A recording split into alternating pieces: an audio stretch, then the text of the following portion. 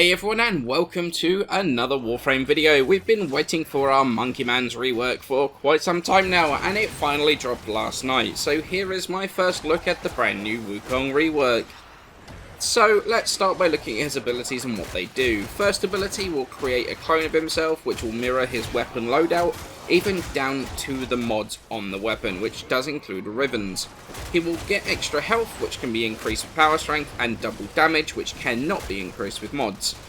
When you're using your ranged weapons, your clone will switch to melee weapons and close the gap, and vice versa, it uses guns while you melee. I could do an entire video on the clone, but I'm going to keep it fairly brief. The clone is only really good with AoE weapons that don't really require aiming. Stuff like the Ignis or Catch Moon work very nicely on it and can be used to tear up low level missions really nicely. The big downside to the clone is that it uses Warframe's notoriously questionable AI.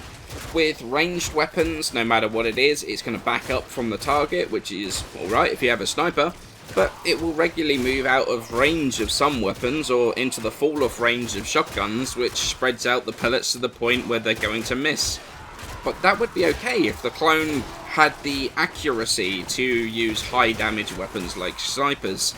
But its accuracy is questionable at best and will try and shoot through cover, it will try and shoot through the floor. It just doesn't particularly work at range.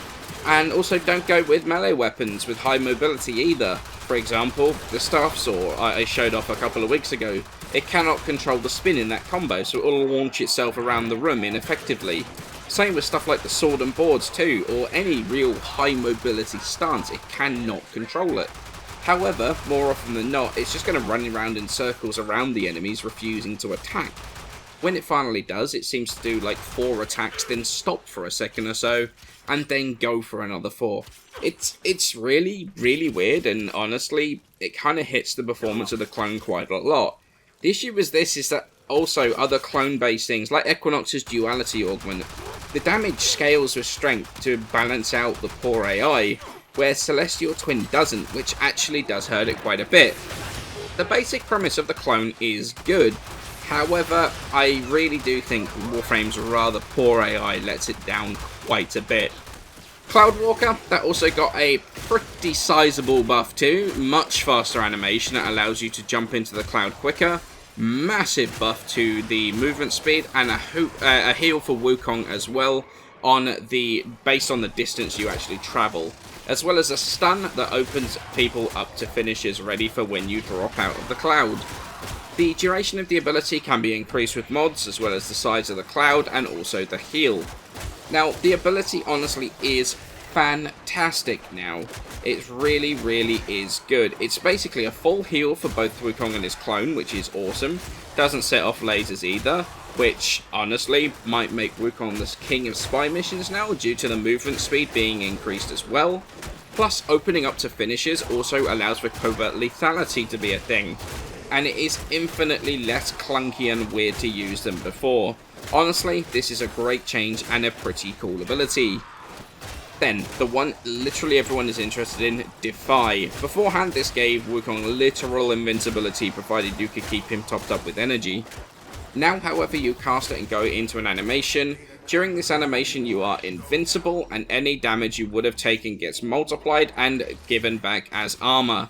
This is capped at 1500 and cannot be increased at all.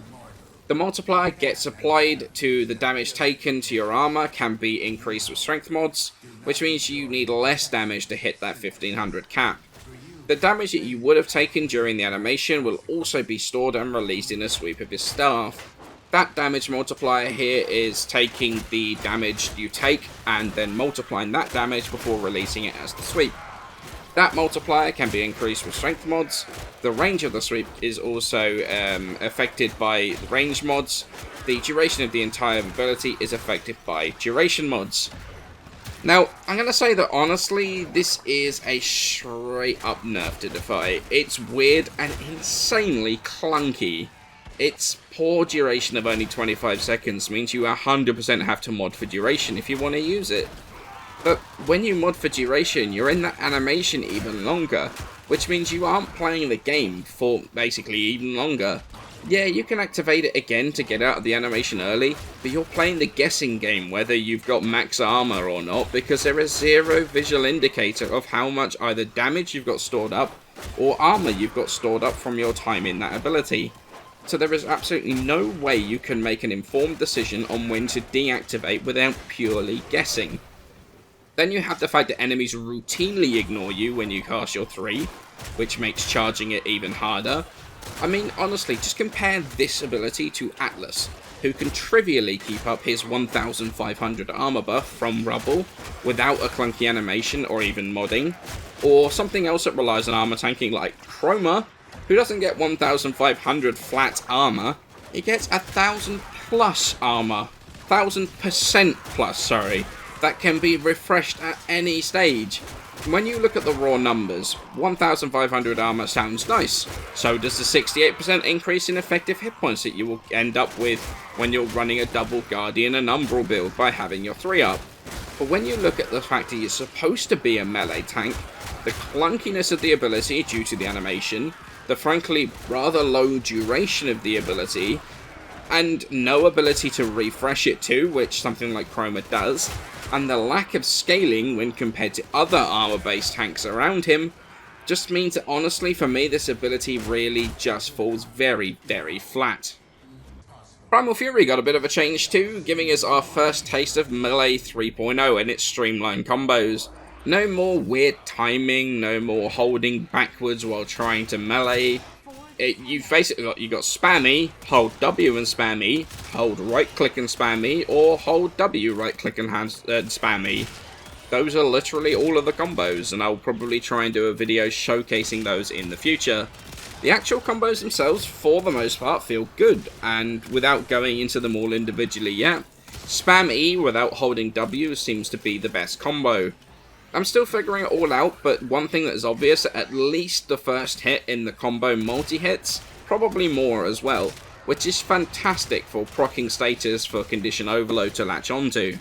Other than that, it's the same old Primal Fury, base damage increased with strength mods and the staff modded separately. The augment got some love too, with the cap on the crit chance increased to 150%, and the buff per kill is getting increased as well. Then we've got his passive. On taking lethal damage, you're going to get 2 seconds of unmoddable invincibility, half your health back, and also a random buff. This is going to happen 3 times in a mission and will not reset if you die. The buffs are either triple elemental damage for 60 seconds, cloak for 60 seconds, invulnerability for 30 seconds, more loot for 60 seconds, and 4 times orb effectiveness for 60 seconds. And whichever you get is completely random. Now, the first 3 are alright, and I can see being useful. You know, you cloak to run away, invincibility to stop yourself dying again, and the elemental damage to burn down whatever it was that just killed you. The other 2, however, I mean, you just died, so naturally the most useful thing right now is more loot. I mean, okay, really? Orb effectiveness increase? I'm sure that would be nice if Wukong had any way of generating health orbs, or I guess if you're playing with a Necros. But even still, I'd be kind of upset if I RNG'd that or the loot one instead of one of the actual useful ones. So, with the look at the new abilities out of the way, it's build time. Let's start with the frame. Corrosive projection in the aura, then we're going triple umbral. Corrosive projection, reducing armor, is the most useful aura against armored enemies, and basically all around the best team aura. We're not building much strength here though, because honestly the heal on the 2 with just Umbral Intensify is just fine. Damage from the 1 isn't affected by it, and for the most part we're kind of ignoring modding his 3. Honestly, the Gladiator mods actually add more to the Primal Fury than strength does. Plus, because we're going triple umbral, space is a thing too, so this is a very tight build. We've got Rage to turn damage taken into energy, which is going to keep our Primal Fury going all the time, and keep enough left over for our 2 to heal. Adaptation for more resistance to damage, and then Primal Rage to further buff our Primal Fury. In all honesty, Primal Fury is the only real thing to build specifically for on Wukong now, since the other abilities don't really benefit from that, for modding for that much. Then because we're relying on our 2 for heals, we're going to be running a double Guardian setup on our Arcanes. Going to give us 2043 armor when it's procced, and since they have a 20% chance to proc, they're going to be up basically all of the time. This means that for most of the content in the game, we can actually completely ignore the awkward third ability and carry on fighting, since it's just not really worth bothering with. The thing is though, that once you're actually going to need that extra tank from your 3, at that stage the enemies are going to be filling your energy super quickly, if not instantly, which is why I don't have any efficiency on here whatsoever. So well, yeah, this is a very energy heavy build, and you can even switch out a Guardian for an Energize if you're struggling at lower level, which is something I do regularly. At the levels where you're actually going to need Defy, you're definitely going to have energy for it. As you notice with the frame build, we're focusing on Primal Rage, so let's mod that stick of his too. Going for a crit build here with Condition Overload, stacking those Gladiator mods on our frame, and we're also going to use Helios with Deconstructor Prime to boost that set bonus. With the multi-hit on the first hit of the combo, you're almost always going to proc a couple of things, which is going to boost Condition Overload immediately. Combine that with the crits and the 75% crit chance per combo counter, plus the augment, and basically you're going to be red critting with it very, very quickly, which means that this is going to have super crazy good damage output. And with a range that's comparable to the longest range Zords, it's actually pretty decent from that point of view too. So, abilities, check. Build, check. What do I think of the Wukong Rework? Do I think he's better than before? Honestly, I'm going to say I don't honestly think he's in a much better place than he was before.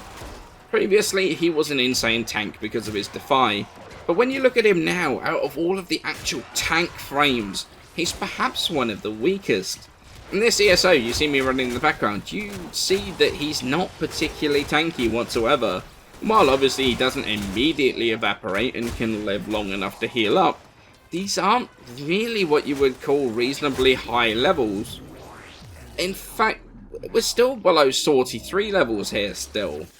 With the change to the very clunky Defy, he lost his niche, which is that provided you could keep your energy up, you were basically unkillable.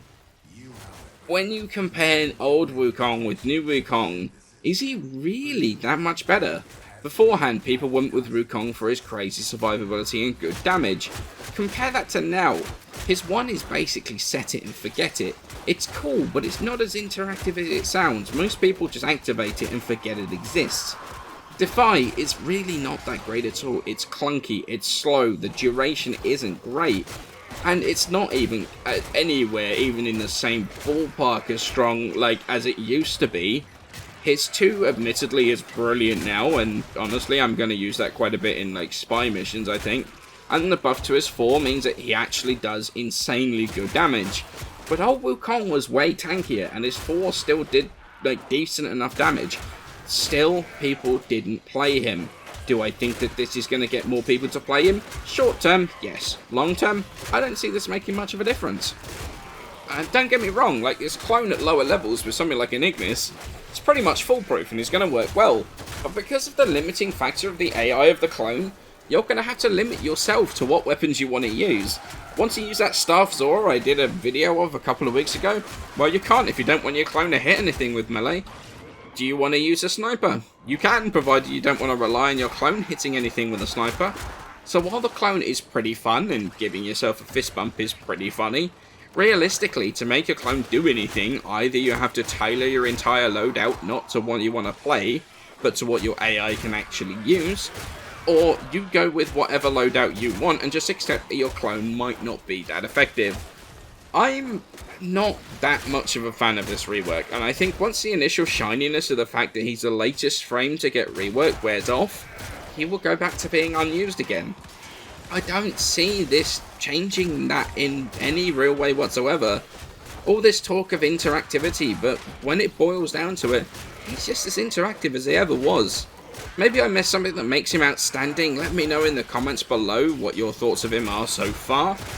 I look forward to reading them all. But for now, many thanks for watching this video. Feel free to hit that like button if you enjoyed this video, sub for more Warframe content, and I shall see you in the next one.